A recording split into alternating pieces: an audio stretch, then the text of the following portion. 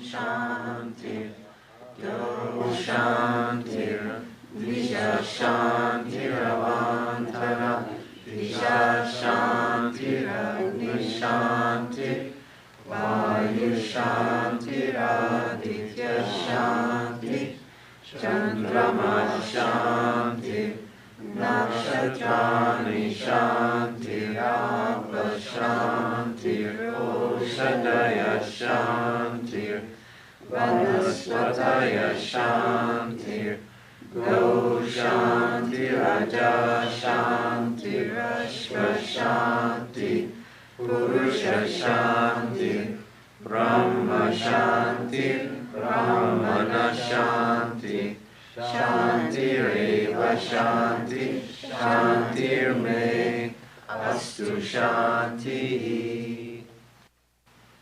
May there be peace on earth and in the sky. May there be peace in all directions. May there be peace in the plants, in the trees, and in animals. May there be peace in the hearts of all beings. May there be peace in everyone and in everything.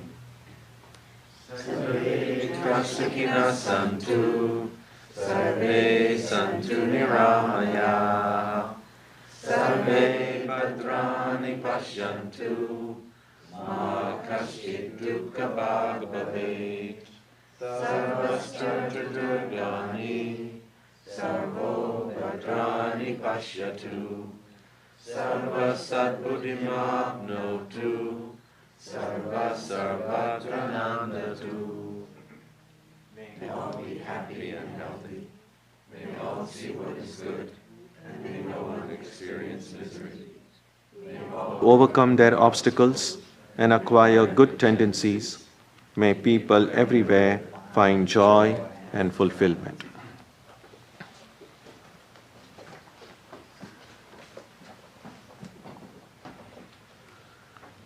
Let us now spend some time touching the center of peace and joy in our hearts.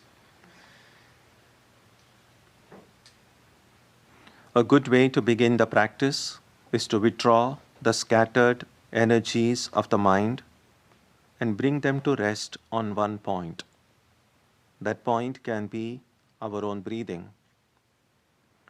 Let us therefore practice breathing with awareness. As we breathe in, let us visualize that our body and mind are being filled with love, strength, and compassion. And as we breathe out, let us release all the stress, anxiety, and exhaustion in the body and mind. Let us practice this way for a while.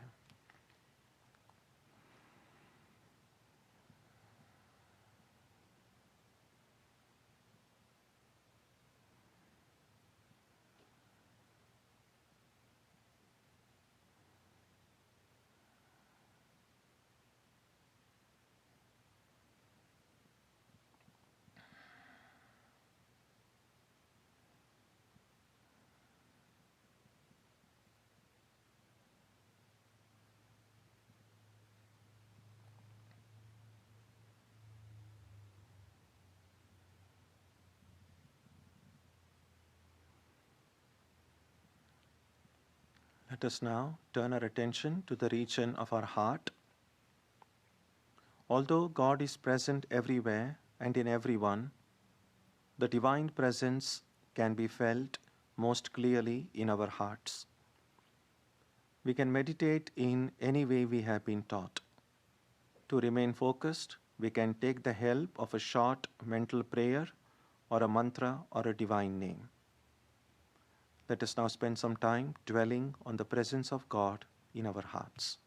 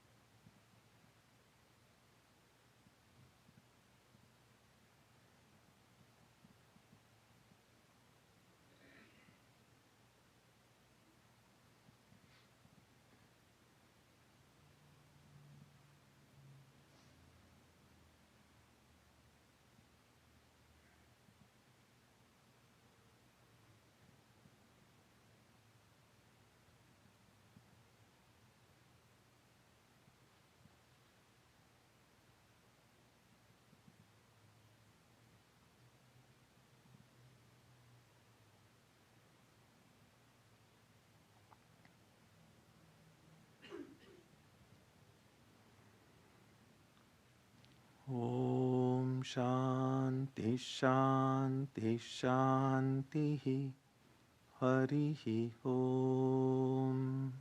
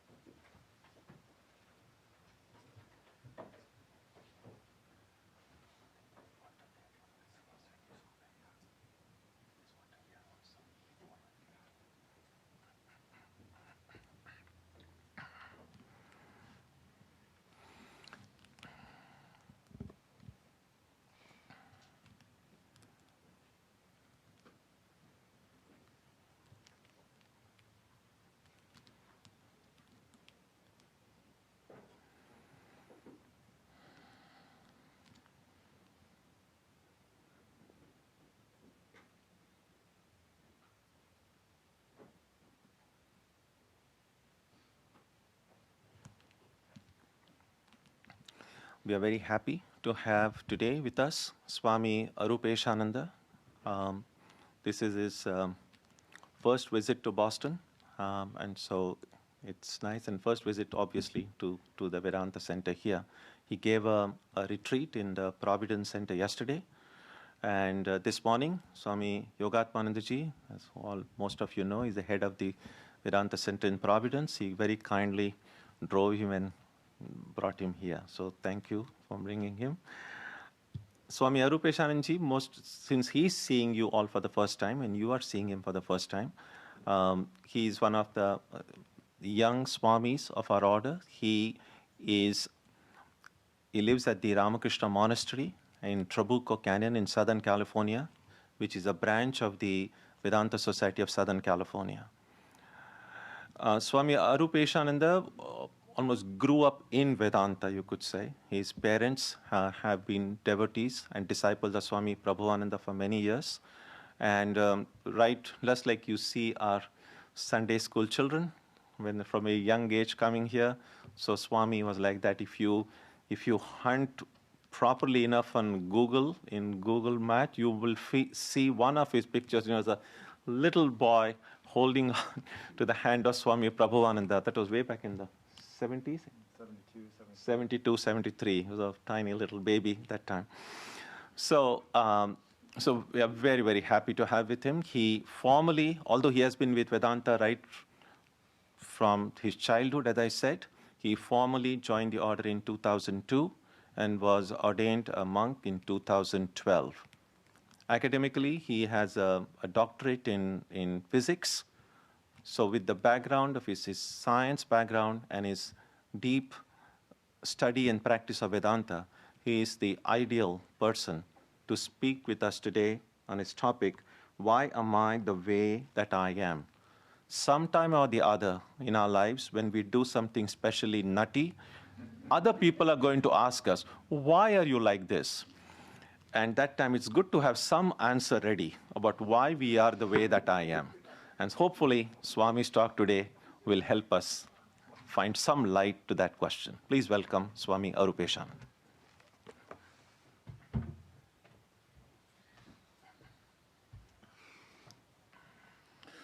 Yes, I'm a Swami with a tablet.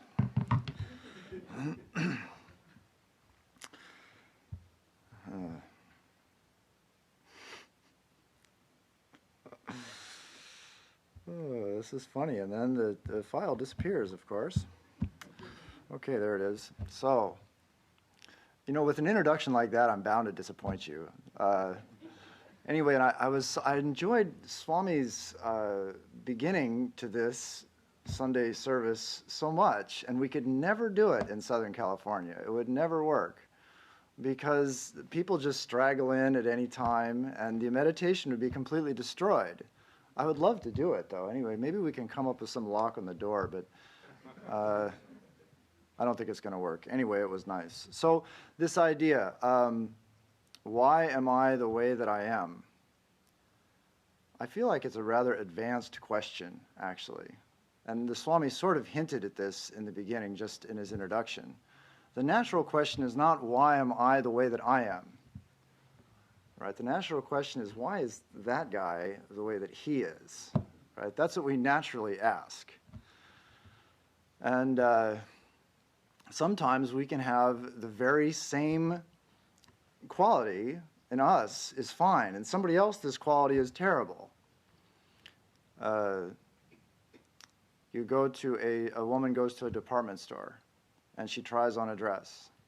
And she's admiring herself in the mirror, how wonderful she looks. Oh, this dress is so nice. What is the woman next to her doing? She thinks she's so, right? Oh, she thinks she looks so good in that dress. See, my vanity is wonderful.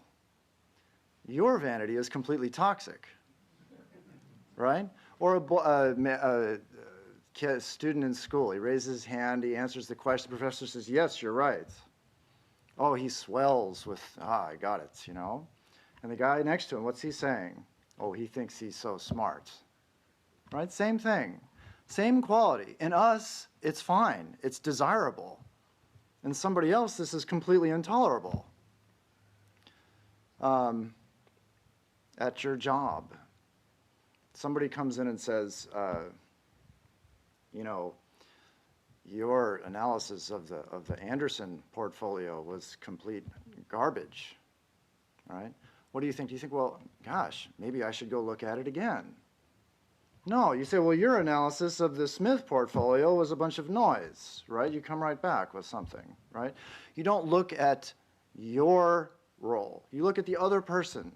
You fire back immediately, right? So why do we do that? That's one of today's questions we're going to try and answer.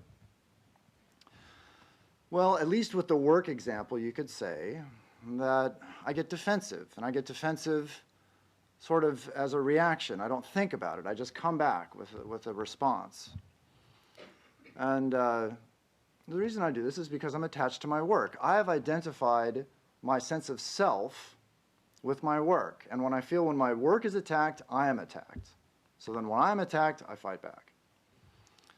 So as you probably most of you know that this is, in Vedanta, we are taught to be detached from the fruits of our labor, to be detached from our work. It's called karma yoga, right? This is a big practice in Vedanta.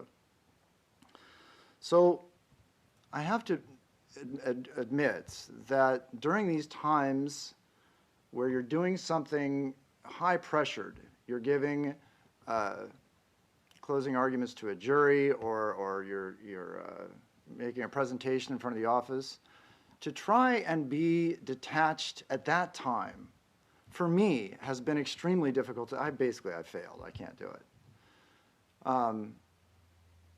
Usually the pressure is so high that I'm not thinking of the Lord and how I'm doing work for the Lord. I'm not thinking of that. I'm just thinking of, do this, get it done. So what I've found is that and Swami Vivekananda gives a wonderful prescription for this, which I'm going to mention. What I found is that it's much easier to be detached from the fruits of your work when you're doing disagreeable work than when you're doing high-pressured work.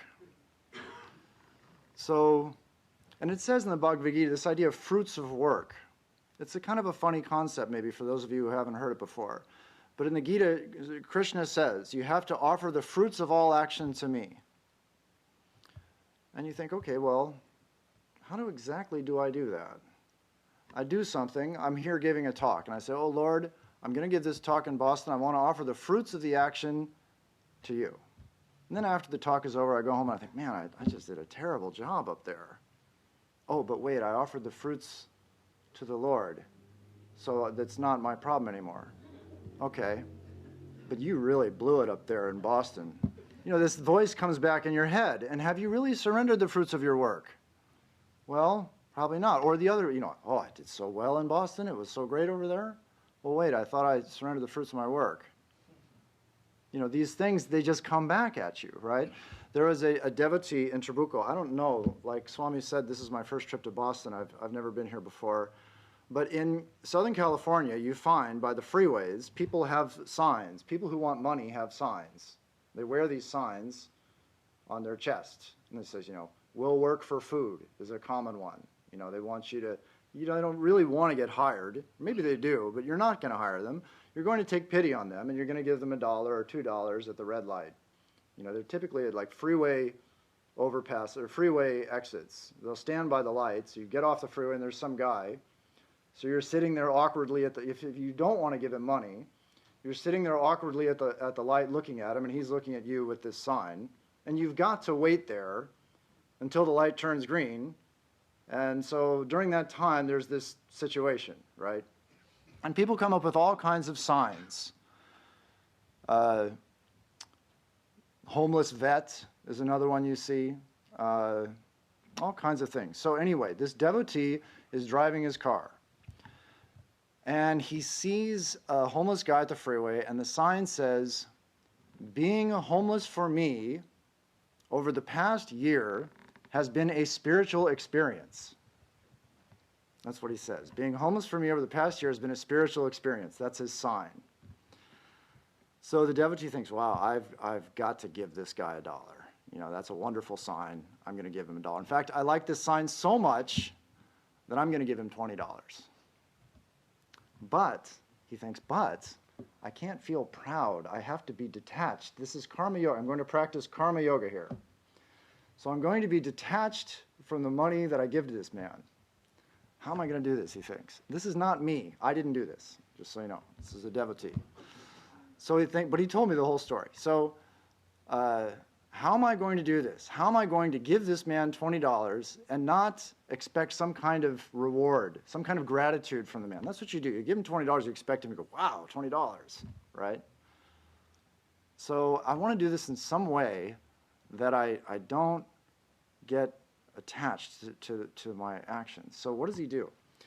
He takes a $20 bill and he folds it into little tiny pieces, tiny little thing, and then he wraps a $1 bill around it.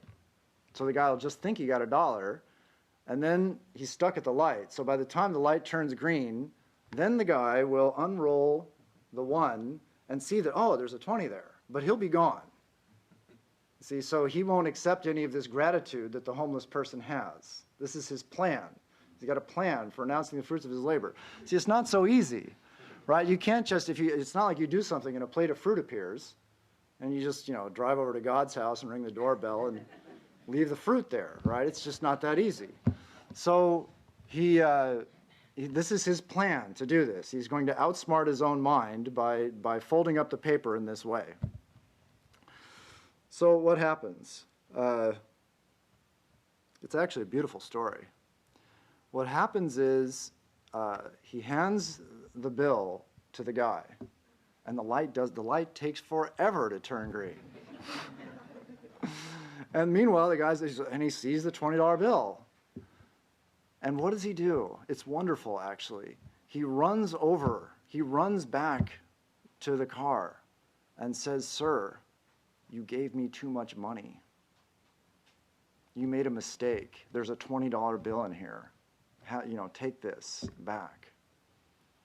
And he said that he was just completely dissolved in tears after that. He drove away. He didn't take the money back. He gave it to the guy, but he was so humbled by the honest homeless man who was going to give him back his $20. See, the effort is the point, right? He made an effort to practice karma yoga. It sounds kind of silly. Oh, I'll roll it up and I'll wait and I'll drive away, But it actually worked. He actually got something out of it. Anyway, so back to this idea of unsavory work. See, that's a specific case. What I'm talking about now is a general plan to be detached from the fruits of our work. And remember, the way I started this is why am I attached to them in the first place? And I'm going to get there, but first we're going to talk about this. So there was a conversation between two swamis on the phone. This was, several months ago.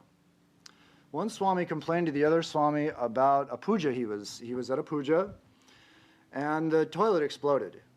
This happens at pujas all the time. The toilets never explode when there's nobody using them. They don't just sit there and explode, right? You have to wait until you have a puja with 100, 200 people. Then that's when the toilet explodes, right? So what happens? He's complaining to the other swami, this toilet exploded and all the other monks ran away. And I had to go fix the toilet, right? And I would say that it's not too much of a generalization to claim that there are two kinds of monks in this world. There are the kinds of monks who run away from exploding puja toilets, and then there are the kinds of monks that run towards exploding puja toilets to fix them. There are two kinds. Okay. So the two swamis that are talking on the phone, they're both the kinds of monks that run towards exploding puja toilets. And the one says to the other, he says, well, why do you feel obligated to, he was curious, why do you feel obligated to fix the toilet when everybody else runs away? And he said, well, we live here, we enjoy the spiritual atmosphere of this place, they feed us, they clothe us, we don't pay any rents, we have an obligation to fix the toilets when they break. Okay, well, that seems like a legitimate reason. The other monk said, no, that's not why you want to fix exploding puja toilets. He said, the reason you want to fix exploding puja toilets is because that puts you off of your schedule and on a love schedule. That's what he said. So, in other words, you're at the puja, you're talking to some devotees, you're sitting in the shrine, whatever you're doing, suddenly the toilet explodes. He said, that's like, and then they run to you, oh, the toilet's blown up. And that's like, he says, that's like God tapping you on the shoulder and saying, I've got a job for you. It's an opportunity to practice self-surrender, not on your schedule, but on the Lord's schedule. So that was his reason for fixing exploding puja toilets when they happen. Now, that is not as Swami. Does anybody know Swami Tyagananda is in Portland? Anybody know? Nobody knows him. One person knows. Anyway, as Swami Tyagananda used to say, that is not my main point. My main point is not exploding puja toilets, but why do some people fix them and some people don't? Why am I the way that I am? This is the question that is being asked today. Why do some people do this and some people don't? Well, the way I have phrased this is basically a question of why are some people selfish and some people not selfish. And maybe that's not quite fair, but just for the sake of argument, let's go there. So Swami Vivekananda says that whatever is selfish is not religion, and whatever is unselfish is religion. So from an even broader standpoint, what I'm asking is why is one person spiritual and another person unspiritual? Okay, so now I'm going to quote Swami Brahmananda's answer. And here it is. He says, man cannot attain any knowledge unless the mother reveals it. The mysteries of this world and the next will be revealed only when she discloses them out of her mercy. The intellect, as ordinarily understood, is not the real intellect. Its area, its range, is limited. Those who want to gain real bliss in this life, those who want to gain answers to its intricate problems, such as, who am I? What have I come here for? Why am I suffering from so much misery? Why does one man attain to godhood and another man remain a mere brute? Those who desire answers to these problems have one and only one duty, and that is to strive to realize God by all possible means. Life's perplexing problems will be solved the moment that he is realized. So Swami Brahmananda here, basically this list of questions, who am I, what have I come here for, why am I suffering from so much misery, why does one man attain to godhood and another man remain a mere brute, these questions. You know, again, I'm digressing, but people come to the monastery in Trabuco and they ask, why are you here? Why did you join the monastery? If these kinds of questions bother you, if they keep you up at nights, some people never even hear these questions. Why did I come here? I came here, they don't think about this. They don't even hear the question. But if you hear this question and you hear it very loudly and it keeps you awake at night, quite likely you're going to join a monastery. There are other reasons, of course, but that's a common one, that these questions just drive you into a monastery. Anyway, so this last one, he says, why does one man attain to godhood and another man remain a mere brute? He asks that question. That's basically what I'm saying is, why is one man spiritual and another man not? Okay? And he's saying that yes, there's an answer to this, but unfortunately it's outside the domain of intellect. Basically, you've got to have superconscious awareness to really have an answer to this question. Why does it work this way? Okay, so we're at kind of a dead end, all right? But before I go on, this isn't obviously, there's another half an hour to this talk, so this is not the end.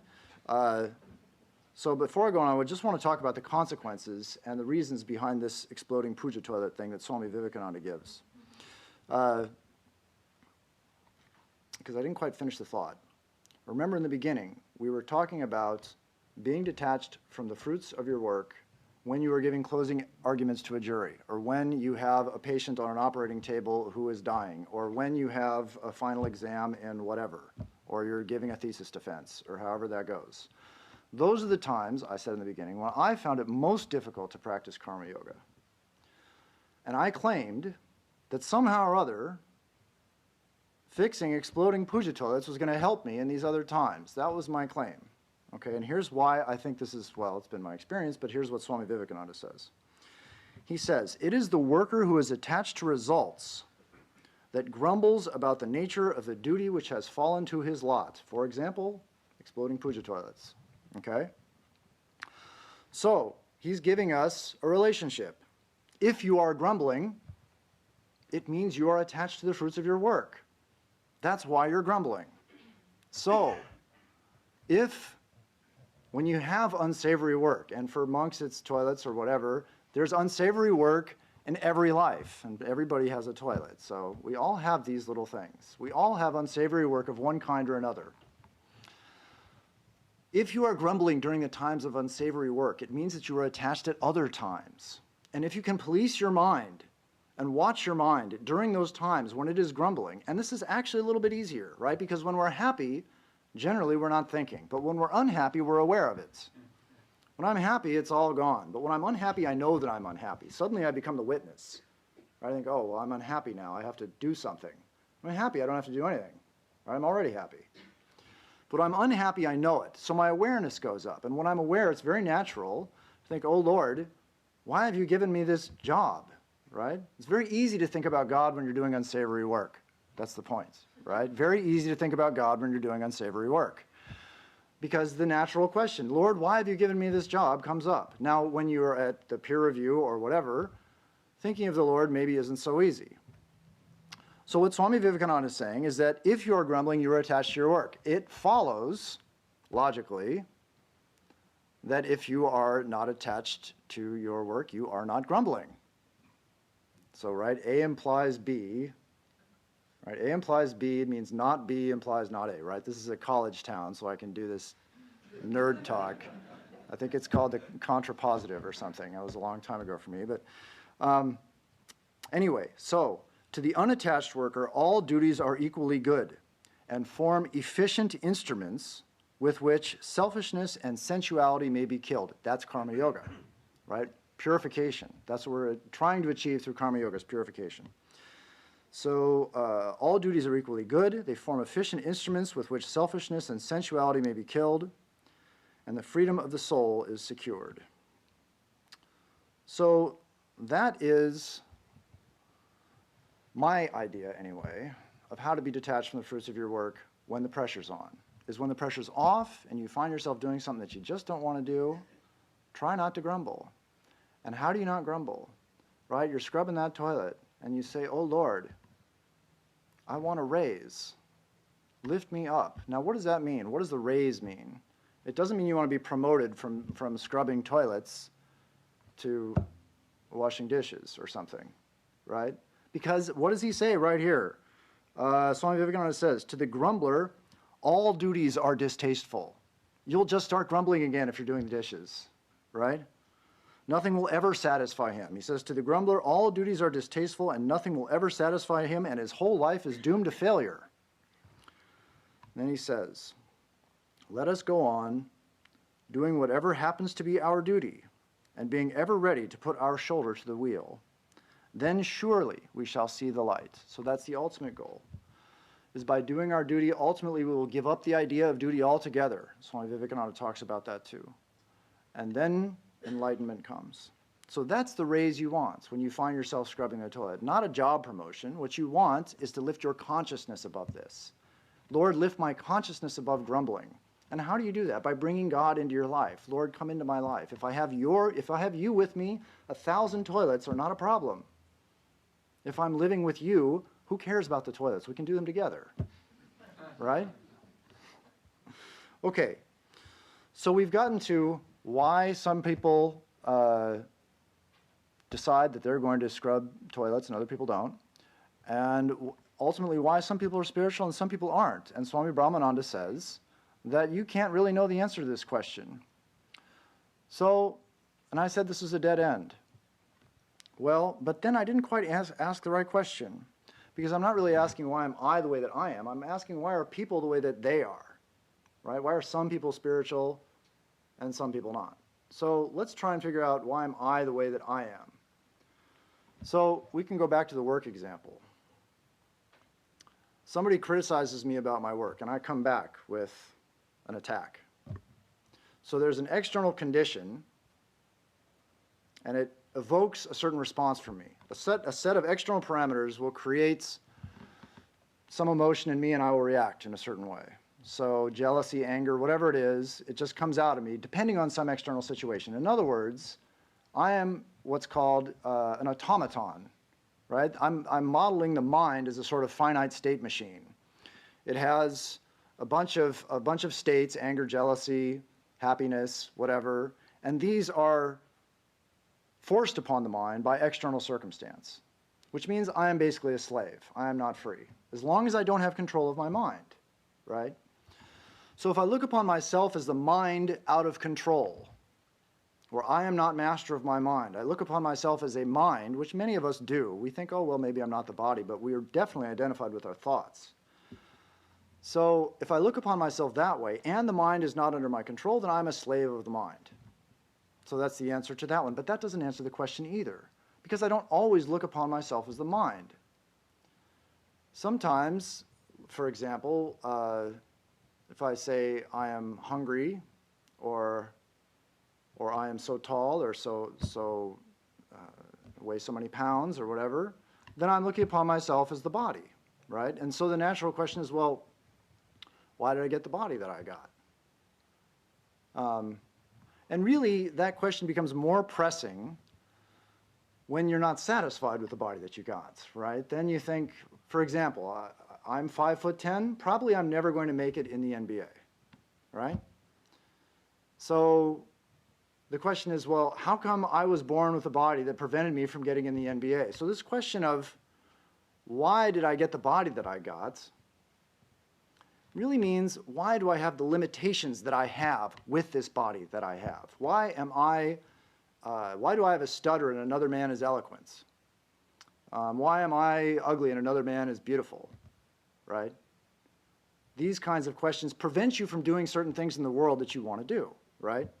So Swami Vivekananda gives an answer to why some people have certain qualities and other people don't. The answer he gives is in duty. He says, you should cultivate a noble nature by doing your duty. See now this question of duty, right? These gifts, what are essentially nature's gifts, the gift of oratory, or the gift of a big strong body that lets you play pro football or something. They determine your duties, the range of duties that you can perform in this world, right?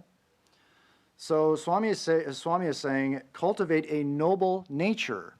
You were given the physical characteristics you were given so that you could perform certain duties which will give you a noble nature. That is the goal. And you think, well, I don't like those. Well, we're going to get to that, actually. Okay, so then he says, by doing our duty, we get rid of the idea of duty. See, that takes time. By doing our duty, we get rid of the idea of duty. That's after many grumbling, exploding toilets, right? Then you stop grumbling, and you are because at that point you stop grumbling, all the work is the same to you. Then you go beyond this idea of duty, right? Then and only then we feel everything is being done by God. So ultimately you go from grumbling about toilets to losing the idea of duty to losing the idea of being the doer, which is mukti, right? That's liberation. Okay. He says, then and only then we feel everything is done by God. This body is opaque. God is the lamp. Whatever is going out of the body is God's. You do not feel it. You feel I. This is delusion. You must learn calm submission to the will of God. Duty is the best school for it. There's what you can say when you're scrubbing the toilet. Lord, give me calm submission to your will. And then, as he says with his little relationship about if you're grumbling, you're attached, if you can remember God during those times, then during other times when it's more difficult, the situation will not seem so challenging. So he says, let's see, God is the lamp. Whatever is going out of this body is God's. You do not feel it. You feel I.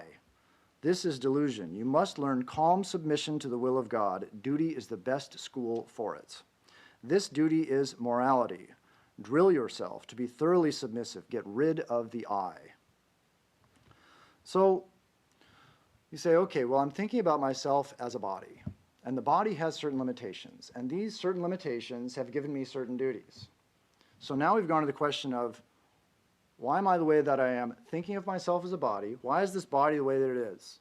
Well, because it gave you the duties that you have to do to advance. And you think, well, okay, why did I get those duties, right? That's the next logical question. Why did I get the duties that I got? Which frequently means, why didn't I get the duties that he got? I like his job better, you know? So Swami Vivekananda gives an answer to this. He says, let us do that duty which is ours by birth. And when we have done that, let us do the duty which is ours by our position in life and in society. There is, however, one great danger in human nature, and that is that man never examines himself, which is what we're doing today. He thinks he is quite as fit to be on the throne as the king. Now, I may not think that I am as fit to play in the NBA as Kobe Bryant. I don't, obviously. I mean, it's clear. But I know many people who think that they are quite as fit to be in the Oval Office as President Obama. Many people feel this way. Certainly Donald Trump, right, if not President Obama. So then Swami Vivekananda says, even if he is, he must first show that he has done the duty of his own position, and then higher duties will come to him. And I'd like to tell a story here, but I don't think I have time, so I'm just going to go on. So I can, briefly, I would say, for example, the gift of oratory, it was given to both Abraham Lincoln and Adolf Hitler, right? One was obviously more fit for this gift than the other. So, and nature, it took a while and many people had to die, but nature showed this. Okay, and Swamiji explains, when we begin to work earnestly in the world, nature gives blows right and left, and soon enables us to find out our position. No man can long occupy satisfactorily a position for which he is not fit. There is no use in grumbling against nature's adjustments. We are all apt to think too highly of ourselves, right? Exploding puja toilets are beneath my dignity. I shouldn't have to do this. But he says, our duties are determined by our desires to a much larger extent than we are willing to grant. Now that's a pretty confusing statement, given everything I've said, right? I don't want to clean a toilet. How is my duty to clean a toilet determined by my desire? Right? Well, according to Vedanta, what we want isn't really in this world. What we want isn't really here. What we really want is something behind the manifestation. That's what we all really desire. As Swami Vivekananda says, that's why the preacher preaches and the robber robs. They all want the same thing. We all want God. That's what we really want. We don't know how to get there. And these mysterious duties come to us. I have to clean a toilet. Somebody else has to dunk a basketball. And these are somehow or other unfolding the soul. We are getting, this is a school we're in, and we're getting these experiences so that we may grow. Now, why does one soul grow through cleaning a toilet and another soul grow through dunking a basketball? Well, such knowledge is above my pay grade, I confess. I don't know that. But that is what's being put forth here, okay? Okay, so where are we? Nature gives me these gifts so that my soul can expand, can grow, and I can become more spiritual, right? I get gifts, the gifts do give me duties, the duties give me growth. All right. Well, that doesn't really, we haven't really finished the question, because what about my preferences? Why does one man like to collect stamps and another man wants to hunt ducks, for example, right? I knew a monk, his little brother became the head chef at the Dutch consulate. And he said that when they were all kids out playing football in the street, like kids do in the street, they play football, his little brother wouldn't play football. He'd get out a little toy oven, and he had little toy food, and all the other kids are playing football, and his little brother's putting toy food into the toy oven while the other kids are playing football, right? So why, you'd ask, why does this happen? Why does one person do this and another person have such a different sets of preferences? Sri Ramakrishna gives an answer. He calls this as inborn tendencies, called samskaras. Sri Ramakrishna says, it is due to the samskaras the inborn tendencies. Repeated births in this world of Maya make one believe that Maya is real. Let me tell you how powerful inborn tendencies are. A prince had, in a previous birth, been the son of a washerman. While playing with his chums in his incarnation as the prince, he said to them, "Stop those games. I will show you a new one. I will lie on my belly, and you will beat the clothes on my back as the washerman does, making a swishing sound." So that's the answer that's offered. Why? I mean, and really, what else is there? You see some little 6-year-old, I used to play violin, and you see these like 8, 9-year-old kids that are playing the Mendelssohn Concerto, and you think, well, how did they do this? It's not possible. And yet there they are, these little tiny stubby figures sawing away this impossible concerto. Where does it come from? Well, sure, and why the Dutch oven? Everybody else is playing football, and this one kid's got this toy food. Or you could say, well, it's genetic defect or something. But anyway, sure, we're spiritual aspirants here, so we're not, that's a materialistic explanation. So we're looking for something else. Sri Ramakrishna offers past lives, reincarnation, and samskara. Okay, maybe you can accept this. But now what about preferences that we don't like? Throwing toy food into a toy oven is relatively harmless, but what about when we find ourselves drawn to things that we don't want to be drawn to? It happens. I had when I was working in the lab at UCLA, there was another guy there who was a furious atheist. The kind of atheist that if you said the word God, it was gonna be a fight was there, you know. And it came out after, I'd worked with him and I became intimate with him. I knew his situation somewhat. He was gay, and he didn't want to be gay. His father was a drill sergeant in the Marine Corps, and there was no room for a gay son in the drill sergeant's life. And basically, he was completely furious with God for making him gay, so there was no God. And if you brought up God, you got his fury instead. And ultimately, actually, he resolved the situation. He came out and went home, poor guy, told his military dad the whole thing, and married some man in Hawaii, and actually after that became an ordained minister. So there's no escape, right? Anyway. So what's the upshot of all this? The way this talk came about, I think I can squeeze this in here. I do scripture classes. I don't talk very often, but I do scripture classes in Trabuco, and I try and be very practical, because that's always what I wanted. When I came to these things, I wanted something practical. I got irritated with theory, and as a consequence, I don't know much about scriptures and theory. I just wanted something that would help me live better and do better and be better. That's what I wanted. So that's what I always try to do in these scripture classes. I don't know much scripture, so they're not really scripture classes. We just call them that. So I've been going along like this and thinking that this is what everybody wants. But then one guy raises his hand and says, Swami, do you think we could do something a little less practical? I was stunned. I thought, wow, there's actually people that don't want something practical here. And so then after that, I thought, okay, well, let's come up with something impractical. And I came up with a series of impossible questions. The first, there was why Maya? Why Maya was one impossible question, and we went through a series of these things. This is one of the impossible question series that this guy started me on.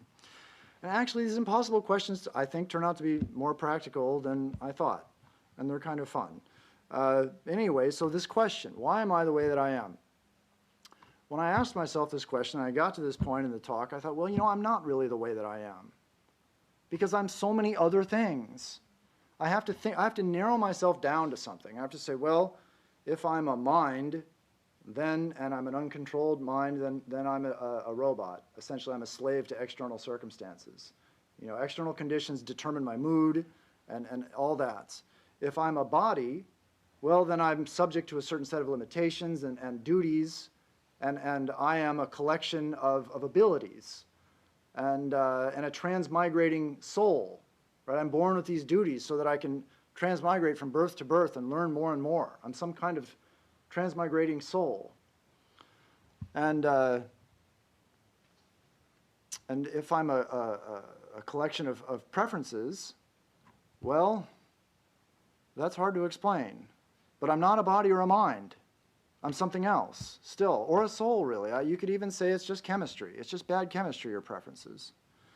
But the point is this, that you cannot just say, why am I the way that I am, until you limit the I to something. You have to limit the I to a body, a mind, a soul, something.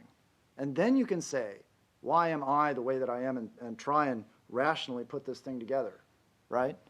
But these are obviously things that we are projecting. They are evidently extrinsic things, things lying outside of us that we are calling ourselves for the moment and asking, why this?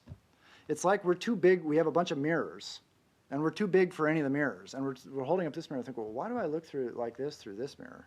And over this, well, why do I look like this through this mirror? You know, the mirror of the body, the mirror of the mind, the mirror of the soul, right? And we try and put together an I from these different viewpoints. Swami Vivekananda has an illustration of this. He says, you, the Almighty, cause of this universe, you, me, us, the Almighty, cause of this universe, trying to reflect yourself in little mud puddles. See, I said mirrors. Swami Vivekananda is suggesting that the process of looking at yourself through these extrinsic things is quite degrading. He's not calling it a mirror, he's calling it a mud puddle, right? A filthy thing to do.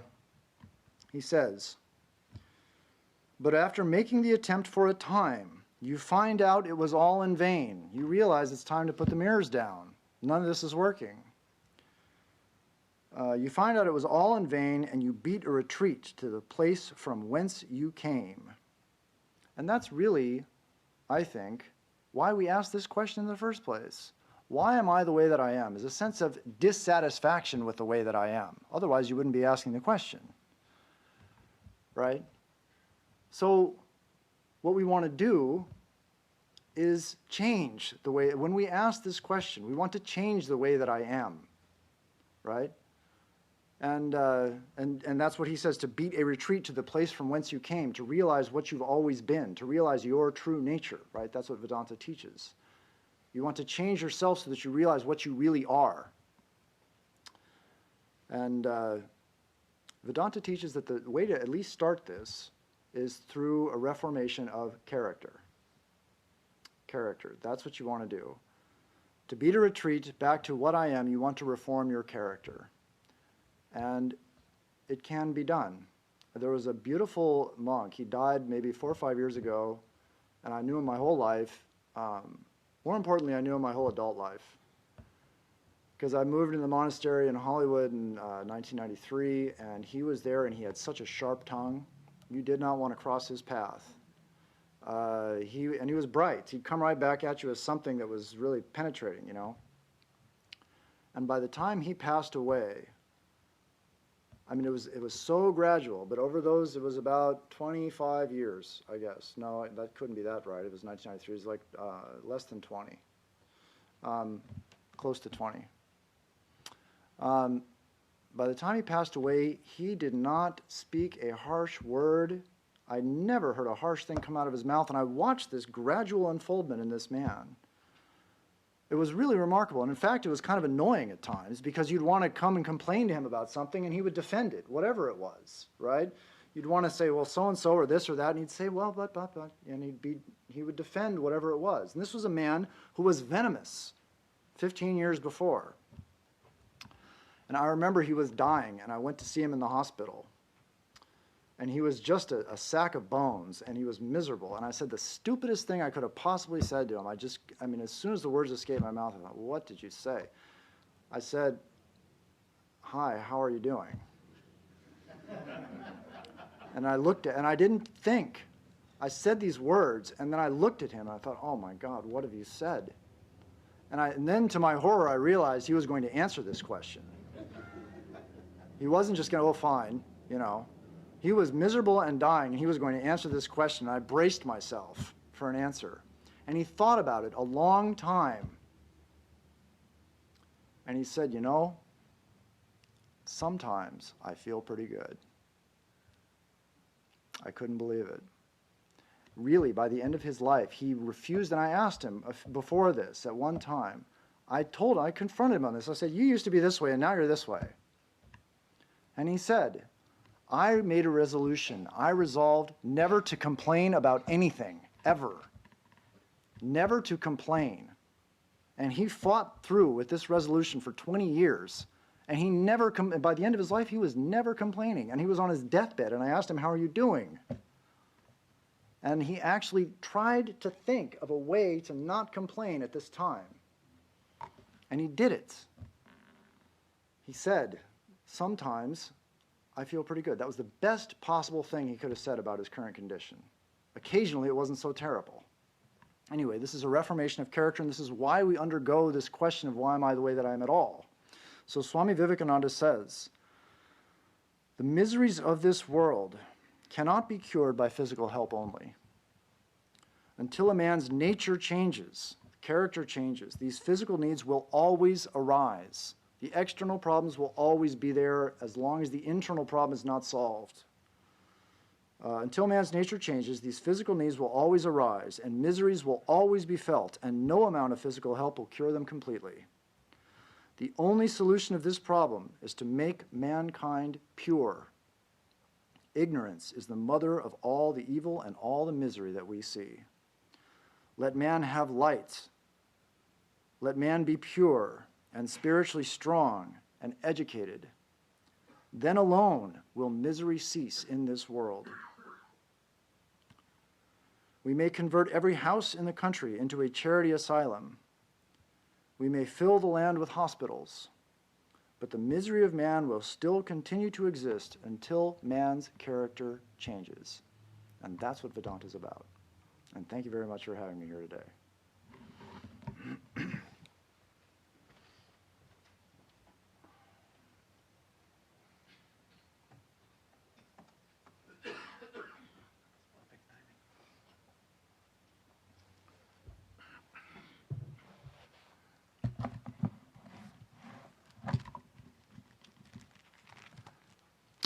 Thank you, Swami, for this very interesting exposition on a question that we face often, and if we have not faced it yet, we surely will at some point in life.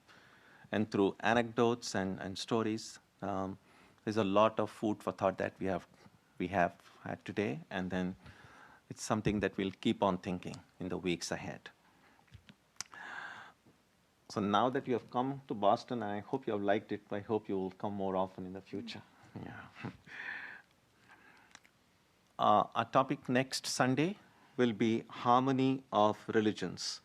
In the middle of this month, there's going to be a Parliament of Religions. Remember, that was how Vivekananda came to the West for the first time. And then they celebrated in 1993 the centenary of that Parliament. And at that time, they started an organization also called the Parliament of Religions. I think it's called something, Committee of Parliament. And from that time onwards, since 1993, every 4 years, they decided to organize a very large interfaith gathering in different parts of the world. So they had it in Australia, I think they had it in Melbourne, they had it in, probably last time, they had it in South Africa, in different parts. And so this year it's again back in the United States. It'll be held in Salt Lake City from 15th through 19th or 20th, I think. And many Swamis of the Vedanta Swamis will be participating in it, with the 2 Swamis coming from India as well.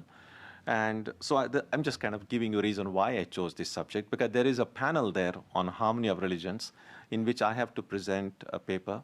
And that's why this is the topic I've been thinking on, especially in the last few days.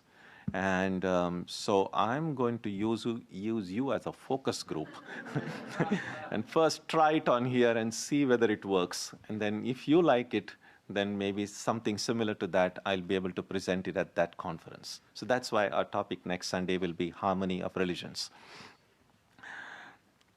This Wednesday, we will continue with our study of the Gita. Presently, we are studying chapter 11. That will be at 7:30 in the evening. Tuesday and Saturday, our Arati and meditation will also continue as usual. So you're welcome for these programs. Before we go to the prayer, I have an announcement. One new book has just arrived in the bookstore. It's called Sri Sharada Devi, Her Divine Play. We have already had biographies of the Holy Mother. This is one of the very just hot from the oven, so to speak. It just arrived, and it's a very comprehensive life comprising the latest research as well as information from books which had hitherto not been translated from Bengali. So if you're interested in, take a look at this book, Sharada Devi, Her Divine Play. And we have one other thing in the bookstore, and that's postage stamps.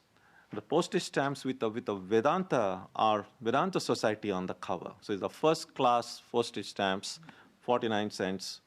So if you want to impress your friends, and if your friends want to know where do you go every week, so this is the place we go to. So these postage stamps are also available. Take a look at them as well. Okay, so now we will do the prayer on page 3 of your books.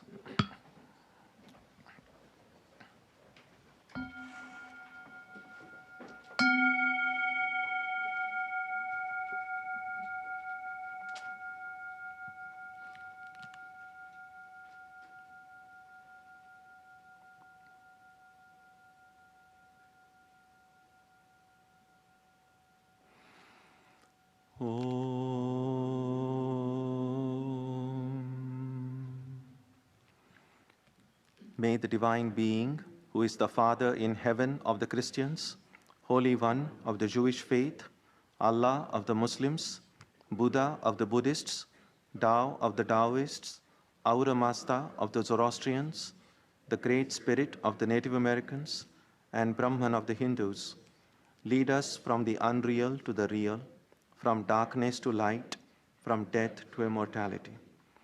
May we be granted strength, freedom, and clear understanding. May we learn to see God in our own hearts and in everyone around us. May God bless us all and fill our hearts with gratitude, grace, and love. Om Shanti Shanti Shanti. Peace, peace, peace be unto all.